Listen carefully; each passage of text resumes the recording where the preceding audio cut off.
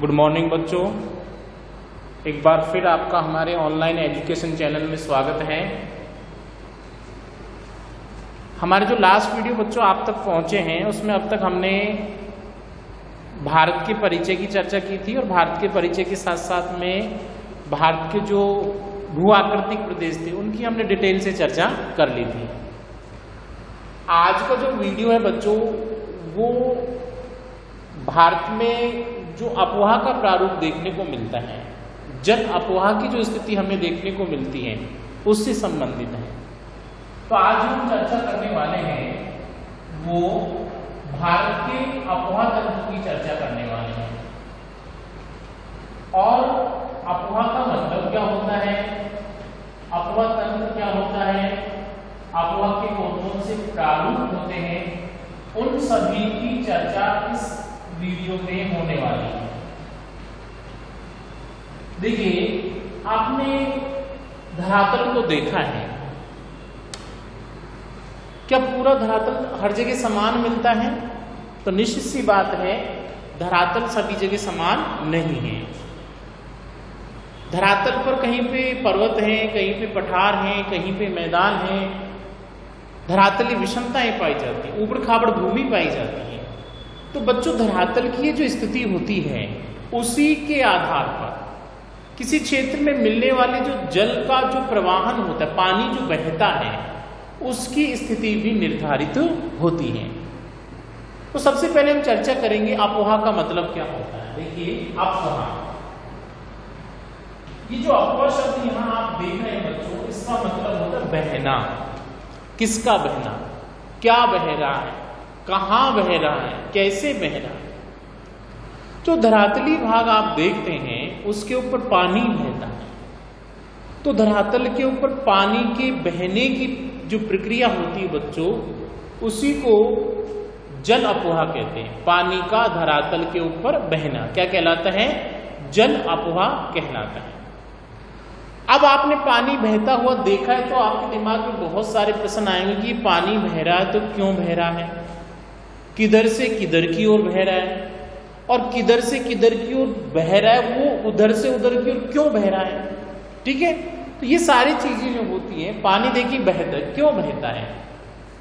किसी भी क्षेत्र में जब पानी के बहाव की प्रक्रिया जो देखने को मिलेगी उसके पीछे एक तो मेन चीज होने वाली है ढाल की स्थिति। ढाल कैसा है, पानी जो बहता है हमेशा ऊंचाई से नीचाई की ओर बहता है। हम देखेंगे अधिकांश भागों में जो जल प्रवाह की प्रक्रिया होती है, जल के बहने की जो प्रवृत्ति पाई जाती है वो किसी ऊंचे भाग से नीचे भाग की ओर पाई जाती है। और ऊंचाई से नीचाई की ओर जो बहने की प्रवृत्ति होती है बच्चों, उसी को क्या बोलते हैं? ढाल की स्थिति, ढाल के आधार। ऊंचे ढाल से नीचे ढाल की ओर क्या होता है? पानी का बहाव देखने को मिलता है। तो जल प्रवाह की स्थिति के लिए पहली जो जिम्मेदार चीज बनी वो कौन सी बनी? ढाल बना। दूसरा देखिए बच्चों, धरातल कैसा है। जो धरातल की स्थिति होती है वो भी जल के बहने की प्रक्रिया को नियंत्रित करती है या प्रभावित करती है। मान लीजिए पानी बह रहा है और बीच में कोई पर्वत आ गया, तो ऐसी स्थिति में पानी उस पर्वत को पार करके तो नहीं जा सकता, लेकिन पर्वत से टकराएगा और फिर जिधर की ओर ढाल होगा वहां की ओर बहने लग जाएगा। तो धरातल का जो ऊबड़ खाबड़ स्वरूप होता है वो भी किसको नियंत्रित करता है? ढाल की स्थिति को भी नियंत्रित करता है, और साथ साथ में पानी के बहाव की जो प्रक्रिया होती है उसको भी बच्चों इसके द्वारा क्या किया जाता है? नियंत्रित किया जाता है। अब नेक्स्ट जो चर्चा करने वाले हैं बच्चों वो आता है जल की मात्रा या पानी की प्राप्ति। जल की जो मात्रा होती है वो भी जल बहाव की स्थिति को नियंत्रित करती है। देखिए, किसी भी क्षेत्र में आपको जो बहता हुआ पानी देखने को मिलता है उसकी प्राप्ति के मुख्य रूप से दो स्रोत होते हैं। या तो वो पानी बरसात के द्वारा प्राप्त हुआ होगा, और यदि बरसात के द्वारा प्राप्त नहीं हुआ होगा तो निश्चित सी बात है ऊंचे पहाड़ी क्षेत्रों में जो बर्फ जमी हुई रहती है उस बर्फ की पिघलने की प्रक्रिया के परिणाम स्वरूप पानी की प्राप्ति हुई होगी। तो धरातल पर जो नदियों के रूप में पानी बहने की स्थिति हमें देखने को मिलती है उसकी पानी की प्राप्ति के दो स्रोत हैं। एक हिम के पिघलने से प्राप्त पानी और दूसरा वर्षा के द्वारा प्राप्त होने वाला पानी। अब दोनों ही दशाओं में कितना पानी प्राप्त हो रहा है, जितना अधिक पानी प्राप्त होगा जल बहाव की जो गति है वो उतनी क्या होने वाली, अधिक होने वाली है। और यदि कम मात्रा में पानी प्राप्त होता है तो जल बहाव की गति भी मंद होती है। मंद गति में पानी जो बहेगा सिर्फ ढाल के अनुसार बहेगा, लेकिन तीव्र गति से यदि पानी बहता है, बड़ी मात्रा में यदि पानी बहता है, तो ऐसी स्थिति में यदि ढाल थोड़ा बहुत विपरीत भी है तो पानी की बहाव की मात्रा उस थोड़ी सी विपरीत स्थिति को भी किसमें कन्वर्ट कर देती है, अनुकूल स्थिति में कन्वर्ट कर देती है। कि पानी का जब दबाव पड़ेगा तो आगे मान लीजिए कोई छोटा मोटा अवरोध आएगा, उसको तोड़ देगा, तो ऐसी स्थिति में ज्यादा प्रभाव ढाल की स्थिति का उस पर पड़ने वाला नहीं है। और उसके बाद में एक चीज हम और देखते हैं, वनस्पति का जो पैटर्न होता है वो कैसा है। वनस्पति भी किसी क्षेत्र में पानी के बहाव की स्थिति का नियंत्रण करती है। जितनी अधिक मात्रा में वनस्पति मिलेगी उतना ही अधिक जल बहाव की प्रवृत्ति नियंत्रित होती है। और यदि कम वनस्पति मिलती है तो उस स्थिति में जल बहाव की प्रवृत्ति पर नियंत्रण कम पाया जाता है। तो ये चार चीजें ऐसी हैं जो किसी क्षेत्र में बहने वाले जल की स्थिति को नियंत्रित करती हैं। किसी क्षेत्र में जल कैसे बह रहा है और उसका जो पैटर्न हमें देखने को मिल रहा है वो किस प्रकार का हमें देखने को मिल रहा है, वो यदि नियंत्रित होगा तो इन चार चीजों से नियंत्रित होने वाला है। इसी कारण बच्चों इसे इन चार कारकों को जल अपवाह या जल के बहाव को नियंत्रित करने वाले कारकों के रूप में या जल बहाव को प्रभावित करने वाले कारकों के रूप में शामिल किया जाता है। तो एक चीज तो हमारे सामने निकल कर आ गई कि जल अपवाह क्या है या जल का प्रवाह क्या, जल का बहना जल प्रवाह कहलाता है। तो अपवाह क्या होता है, किसी क्षेत्र के अंदर पानी के बहाव की जो प्रवृत्ति देखने को मिलती है वो क्या कहलाती है, अपवाह कहलाती है। क्या कहलाती है, अपवाह। और अपवाह तंत्र क्या होता है, किसी क्षेत्र में जल बहाव की जो सुव्यवस्थित प्रवृत्ति हमें देखने को मिलती है। बहुत सारे जल प्रवाह होते हैं लेकिन उनका एक निश्चित क्रम हमें देखने को मिलता है, एक सुव्यवस्थित पैटर्न हमको देखने को मिलता है। तो किसी क्षेत्र में पानी के सुव्यवस्थित रूप से बहने की जो प्रवृत्ति होती है बच्चों, उसी को किसके नाम से जानते हैं, अपवाह तंत्र के नाम से जाना जाता है। तो दो चीजें हमारी अब तक क्लियर हो चुकी हैं, एक अपवाह किसे कहते हैं, दूसरा अपवाह तंत्र किसे कहते हैं। और एक से पहले हमने एक चीज डिस्कस की थी कि किसी भी क्षेत्र में अपवाह का जो प्रारूप हमें देखने को मिलने वाला है वो किन किन दशाओं के द्वारा नियंत्रित किया जा रहा है या प्रभावित किया जा रहा है।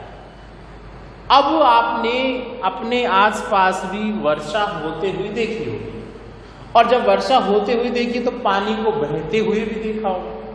और पानी जब बहता है तो किसके रूप में बहता है, तो जल अपवाह जो होने वाला है वो मुख्य रूप से किसके रूप में होने वाला है, या तो नदियों के रूप में होने वाला है या नहरों के रूप में होने वाला है। और जो क्षणिक होता है, कालिक होता है, जो छोटे रूप में हम देखें जैसे नाली हो गई, नाला हो गया, लेकिन ये एक व्यवस्थित या पूरा हम ऐसा कहें प्राकृतिक तरीके से जल अपवाह नहीं, ये कृत्रिम तरीके से जल अपवाह की प्रक्रिया होती है। नहर जो होती है वो भी कृत्रिम तरीके से निर्मित किया गया जल अपवाह होती है। तो यदि प्राकृतिक जल अपवाह की बात आए तो निश्चित रूप से उसमें केवल नदियों को ही शामिल किया जाने वाला। तो नदियां प्राकृतिक जल अपवाह तंत्र का सबसे बड़ा सूचक होती हैं और सबसे महत्वपूर्ण दशा के रूप में इनको जाना जाता है। अब जब नदियों की चर्चा आती है तो बच्चों फिर आपने एक चीज देखी होगी, नदियां बहती हैं तो नदियां, कुछ नदियां तो ऐसी हैं जो पूरे 12 महीने तक बहती रहती हैं, और कुछ नदियां ऐसी हैं जो केवल 1-2 महीने या 2-5 दिन या कुछ समय के लिए बहती हैं। तो ऐसी नदियां बच्चों जो पूरे वर्ष भर बहती रहती हैं, उन नदियों को 12मासी नदियां कहते हैं। क्या कहते हैं, 12मासी नदियां कहते हैं, या सदावाहिनी नदियां कहते हैं, निरंतर बहने वाली नदियां कहते हैं।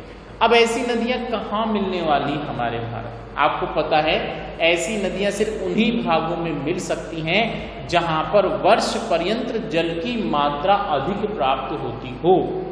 तो ऐसी स्थिति कहाँ देखने को मिलेगी, भारत के उत्तर में जो हिमालय पर्वतीय भाग है उसमें हिमालय में क्या जमी रहती है, बर्फ जमी रहती है। और बर्फ जमे रहने के कारण जब जब बर्फ पिघलती रहेगी तब तक निरंतर हमें पानी की मात्रा प्राप्त होती रहेगी।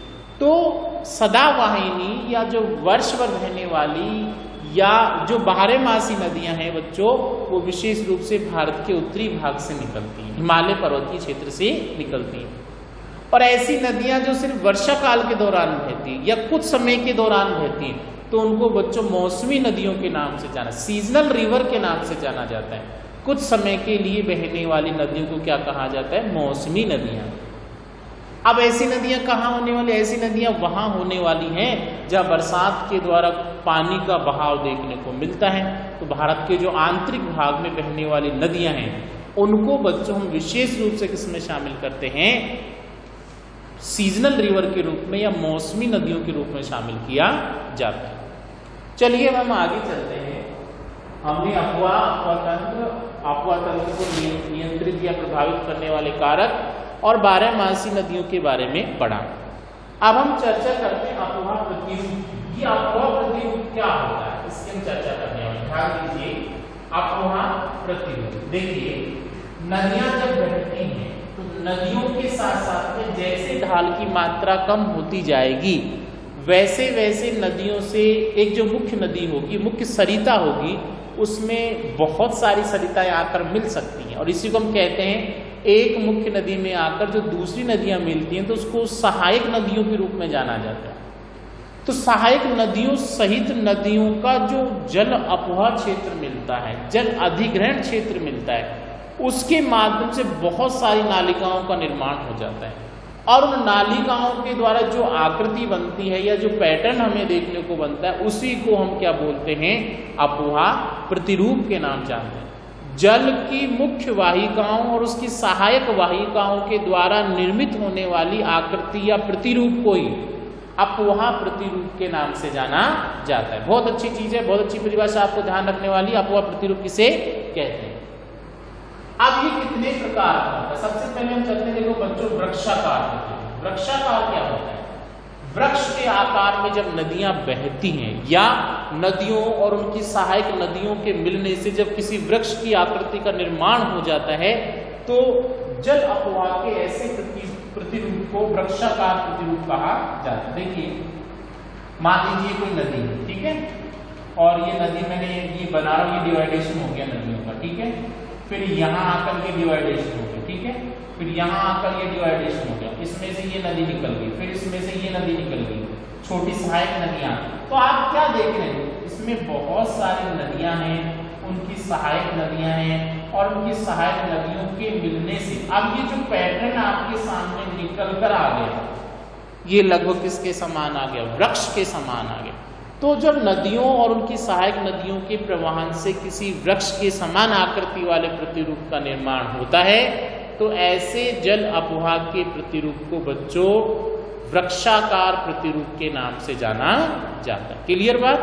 चलिए आगे चलते हैं। दूसरा देखिए, मान लीजिए ये कोई आंतरिक भाग है और उस आंतरिक भाग के अंदर कोई झील है और इसके चारों ओर वाला जो भाग है वो ऊंचा भाग है।